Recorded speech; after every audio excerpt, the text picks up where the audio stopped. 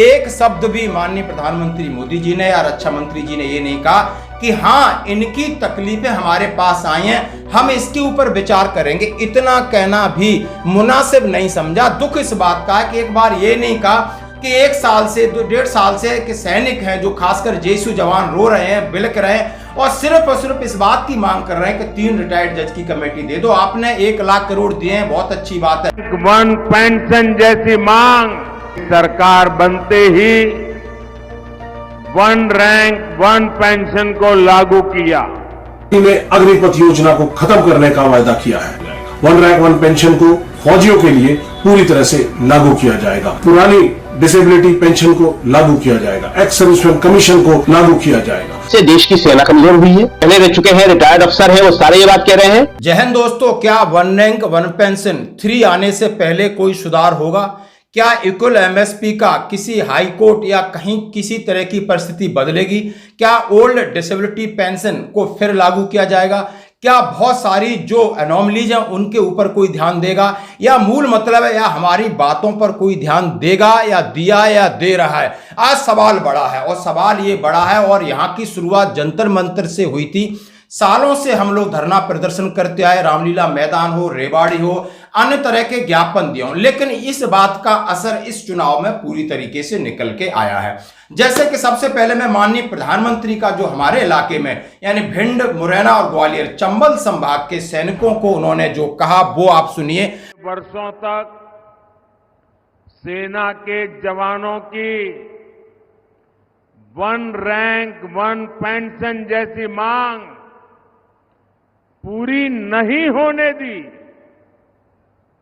हमने सरकार बनते ही 1 रैंक 1 पेंशन को लागू किया।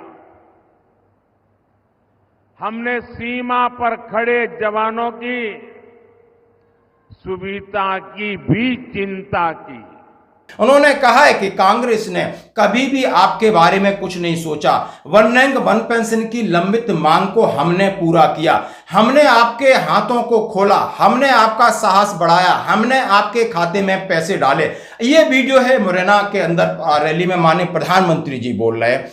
अब मैं बात करूंगा, यदि ये मुद्दा नहीं था तो ये मुद्दा प्रधानमंत्री जी ने इसको चुनाव में बनाया, लेकिन काउंटर पार्ट इसका ये है कि आज रिपोर्टर्स क्या कह रहे हैं, आज दूसरी पार्टी क्या कह रही है और इस मुद्दे को जो कि सैनिकों की तकलीफ है उसको किस तरह भुना रही हैं आप देख सकते हो। तो सैनिक समाज के लिए सीधी अपील, रिपोर्टर्स क्या कह रहे हैं, सैनिक समाज के लिए सीधी अपील कह रहे हैं कि सैनिक समाज आज आप कांग्रेस का हाथ मजबूत करिए, क्योंकि मैं आपको पूर्ण आरोपी दूंगा। पूर्ण मतलब हमारी जो अनोमलीज है उनको पूरा करूंगा। पूर्ण आरोपी का मतलब वही है, 1 रैंक 1 पेंशन दूंगा। और कहा है अगिन जो पथ स्कीम है उसको मैं परमानेंट करूंगा, और जो जवान थे, जो भी नौजवान थे, जो भर्ती पेंडिंग प्रक्रिया थी उसको मैं बहाल करूंगा। हमारे देश भर के जो युवा देश की सेना के अंदर भर्ती होना चाहते थे, उनके सपनों को तोड़ने का काम मोदी सरकार ने किया है। कांग्रेस पार्टी ने अग्निपथ योजना को खत्म करने का वायदा किया है और अग्निवीरों को रेगुलर करेंगे और 1.5 लाख बच्चों को जो सिलेक्ट हो चुके थे उनको ज्वाइनिंग नहीं दी गई थी, उनको ज्वाइन कराया जाएगा। 1 रैंक 1 पेंशन को फौजियों के लिए पूरी तरह से लागू किया जाएगा। पुरानी डिसेबिलिटी पेंशन को लागू किया जाएगा। एक्स सर्विसमैन कमीशन को लागू किया जाएगा। तो ये तमाम तरह की चीजें हैं। आप सबसे उम्मीद है कि आप इस मगरूर सरकार को दिल्ली की सत्ता से बेदखल करने का काम करेंगे। मैं आपकी इक्वल एमएसपी यानी आपकी मिलिट्री सर्विस पे, चाहे जेएसयू की हो, जवान की हो, अफसर की हो, एमएनएस की हो, सबको बराबर करूंगा। उन्होंने कहा मैं आपको ओल्ड डिसेबिलिटी पेंशन जो कि आपको सीधे फायदे मिलते थे उसको लागू करूंगा। आज आपका आप समय है, क्योंकि अभी चुनाव का माहौल है, सभी सैनिक समाज से अपील किया जा रहा है इस बात को लेकर के। अभी आप देखिए पत्रकार बंधु किस तरीके से बाट निकाल रहे, ये पत्रकार है, ये एनालिसिस है, ये इन सब चीजों का एनालिसिस कर रहे हैं कि आखिर कांग्रेस क्यों कह रही है, माननीय मोदी जी क्या कह रहे हैं। और अग्निवीरों के बारे में सीधा सीधा क्या है कि जो अग्निवीर यूनिट के अंदर वो अर्दली का काम कर रहे हैं, यूनिट के अंदर कोई वो तीर नहीं मार रहे, और ये योजना बिल्कुल बकवास है। ये योजना किसी भी तरीके से सही नहीं है। और उन्होंने कहा है कि ये योजना 2 भागों में बट गई है। जैसे कि सेना के अंदर 2 प्रकार के सोल्जर हैं, 2 कैडर के सोल्जर हैं, एक परमानेंट कैडर का सोल्जर है और एक 4 साल का मेहमान कैडर सर। उसी तरह 2 लोग वकालत कर रहे हैं, रिटायर्ड अफसर सारे कह रहे हैं कि ये जो अग्निपथ योजना है ये बिल्कुल प्रभावी नहीं है। कारण है बता दें आपको। एक, इससे देश की सेना कमजोर हुई है। जो भी फौज में पहले रह चुके हैं, रिटायर्ड अफसर हैं, वो सारे ये बात कह रहे हैं। जो वर्तमान है वो कह नहीं सकते हैं कि 2 काडर हो गए हैं। 2 काडर की सेना बड़ा मुश्किल होता है। और जो अग्निवीर के सिपाही वहां गए हुए हैं, उनको वहां पे अर्दलियों की तरह ट्रीट किया जा रहा है। ये कोई प्रभाव नहीं छोड़ सकती, इससे कहीं ना कहीं परेशानियां हो रही हैं। और एक वो अफसर हैं जिन्होंने अभी सेवा में है, वो कह रहे हैं ये अच्छी है। आप समझ सकते हो कि इसमें एक डिप्लोमेसी खेली जा रही है। पत्रकार सीधा सीधा मोदी जी के दबाव की बात कर रहे हैं। पत्रकार कह रहे हैं कि नहीं, ये बिल्कुल वहां सेवादारी कर रहे होंगे या इधर उधर घूम रहे हैं। आप समझ सकते हो, सेना की एक यूनिट की छोटी छोटी बातें टीवी और बड़े प्लेटफॉर्म पे इस तरह डिबेट की जा रही है। और डिबेट बाहर ही की जा सकती, सेना के अंदर नहीं की जा सकती। ना ही कोई सेना इसके बारे में कभी कोई भी सोल्जर बोल सकता है, ना ही प्रोटोकॉल है, ना ही वो इस बात पर ध्यान देता है। उसको जिस परिस्थिति, जो हालात गवर्नमेंट देती है, उसी हालात से समझौता करके भारत माता की रक्षा करता है। आप मजबूरी समझिए, जरूरी समझिए, नियम समझिए, लेकिन ये पूर्ण तरह स्वतंत्र है। और इसके ऊपर बहुत बड़ी बहस, कोई पायलट प्रोजेक्ट को लाए बगैर अग्निवीर को थोपना, इसके ऊपर ये पत्रकार महोदय आपस में विश्लेषण कर रहे हैं, आप देखिए।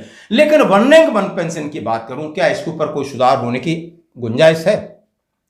अब ये देखा जाएगा कि कौन सी सरकार सत्ता में आती है। जैसा कि हम सभी जान रहे हैं, कोई 400 पार का नारा लगा रहा है और कोई बेड़ा पार का नारा लगा रहा है, लेकिन आखिर होता क्या है? लेकिन ये संभावनाएं अब बहुत कम है। हमें किसी न किसी एकजुट होकर बड़े आंदोलन की तैयारी है दोस्तों, क्योंकि सरकार ने कभी भी एक शब्द भी माननीय प्रधानमंत्री मोदी जी ने या रक्षा मंत्री जी ने ये नहीं कहा कि हां, इनकी तकलीफें हमारे पास आई हैं, हम इसके ऊपर विचार करेंगे। इतना कहना भी मुनासिब नहीं समझा। दुख इस बात का है कि एक बार ये नहीं कहा कि 1 साल से 1.5 साल से के सैनिक हैं जो खासकर जेएसयू जवान रो रहे हैं, बिलक रहे हैं और सिर्फ इस बात की मांग कर रहे हैं कि 3 रिटायर्ड जज की कमेटी दे दो। आपने 1 लाख करोड़ दिए हैं, बहुत अच्छी बात है, लेकिन वो 1 लाख करोड़ का पोस्टमार्टम करा लो। गए कहां है, किसके लिए थी, इसका आधार क्या था? मतलब एक छोटी सी सच्चाई जिस पर हम कुछ नहीं मांग रहे। हमने तो पहले ही कहा है, पैसा नहीं है तो हम देश की सेवा कर रहे हैं, हमें कोई तकलीफ नहीं है। लेकिन जो अनियमितता है, जो आपका लागू करने का तरीका है, ये प्रश्न चिन्ह खड़ा करता है। इसके लिए भी किसी की हिम्मत नहीं हुई कि हां, अब मेरी सरकार आई तो, या मैं दोबारा सत्ता में आता हूं तो इसका जरूर विश्लेषण करूंगा। इतनी भी उन्होंने नैतिकता नहीं दिखाई। तो क्या हम इनसे उम्मीद कर सकते हैं कि OROP3 में बदलाव होगा? ये आप जरूर कमेंट्स करें। धन्यवाद। पॉलिसी है जो देश के लिए सबसे ज्यादा योगदान करे, सबसे ज्यादा मेहनत करे, सबसे ज्यादा समर्पण करे, उसे सबसे पीछे रखो। इसलिए कांग्रेस ने इतने वर्षों तक सेना के जवानों की 1 रैंक 1 पेंशन जैसी मांग पूरी नहीं होने दी। हमने सरकार बनते ही 1 रैंक 1 पेंशन को लागू किया। हमने सीमा पर खड़े जवानों की सुविधा की भी चिंता की। कांग्रेस सरकार ने जवानों के जो हाथ बांध रखे थे, हमने उन्हें भी खुली छूट दे दी। हमने कहा, अगर 1 गोली आती है 10 गोली चलनी चाहिए।